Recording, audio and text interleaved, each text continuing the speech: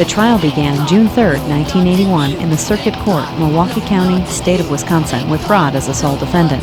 The DA wanted to get out from under the intense scrutiny of the media that had been on the case to that point, and felt if they tried Wendy and Rod separately, and tried Rod first, the media would lose interest. It failed. The trial was still construed as the Wendy O. Williams Plasmatics trial, and the media was there in full force. The trial lasted over 1.5 weeks. Wendy's testimony was strong, and when the jury saw a full-color blow-up of her being beaten on the ground, the gasp was almost palpable. Courageous citizens who'd witnessed the events came forward, crucially too, and after days and days of testimony, the jury deliberated only 3.5 hours. Not guilty was the verdict, and the courtroom burst into applause. The DA had already decided if he couldn't get a conviction on Rod, he'd drop the charges against Wendy, so it was a victory all around. There was a show that night at the Celebrity Theater in Arizona, and the band and crew were already there while the show was being held so that Wendy and Rod could get from Milwaukee to Phoenix. When Wendy finally took the stage 2 hours late, the entire place erupted. The review the next day in the paper closed with, "In the end, the only thing more deafening than the Plasmatics audio arsenal was the response of the crowd."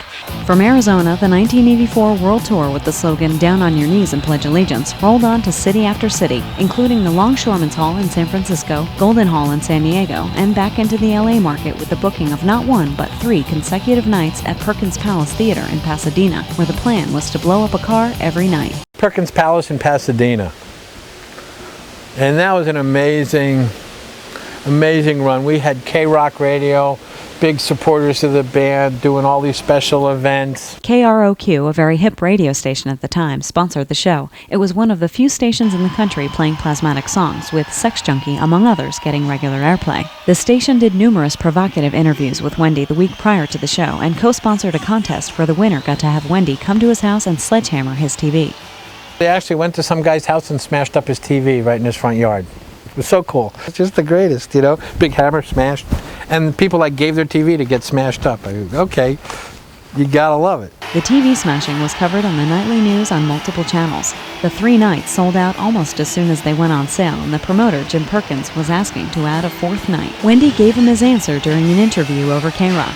"I know you're listening, Jim," she said over the air, "and I know you have that shiny white Lincoln out in the parking lot, so here's the deal. Give us your car to blow up and we'll do the show." He agreed, and this all became a part of the radio spot that ran the next day, announcing the show, which sold out by noon that same day. They used the promoter's car. He didn't donate it. I think they coerced him into offering it, if you will. There were times where I was 100 feet or so away from the stage, and we'd set that fucking car off, and I swear to God, you'd feel the rush of air go by you. I can't imagine what it must have been like down in the front row right in front of the stage.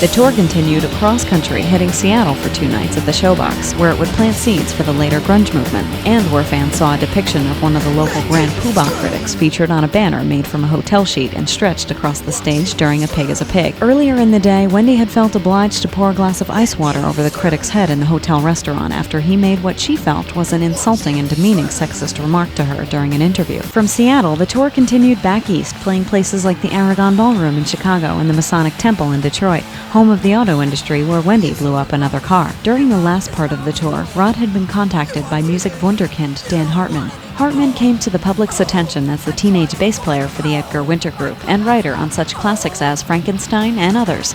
Later went on to produce 38 Special, James Brown, and others. Had been working on a session in LA when he picked up a copy of Beyond the Valley of 1984 and couldn't stop playing it. It was groundbreaking, he said. I was obsessed with it. I knew I wanted to meet these people and do something with them. Dan came down to the Tribeca Loft, met Wendy and Rod, and a month later was working with Rod on the production of the Metal Priestess EP.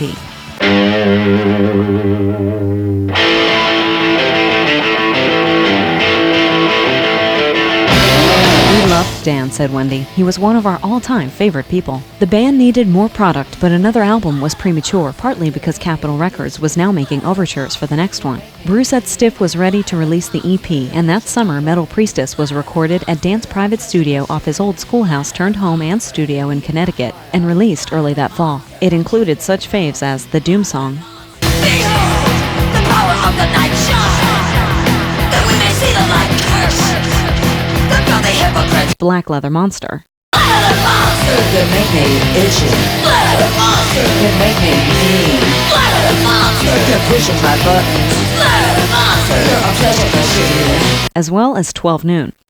As of 12 noon tomorrow, say goodbye to the world as you know it.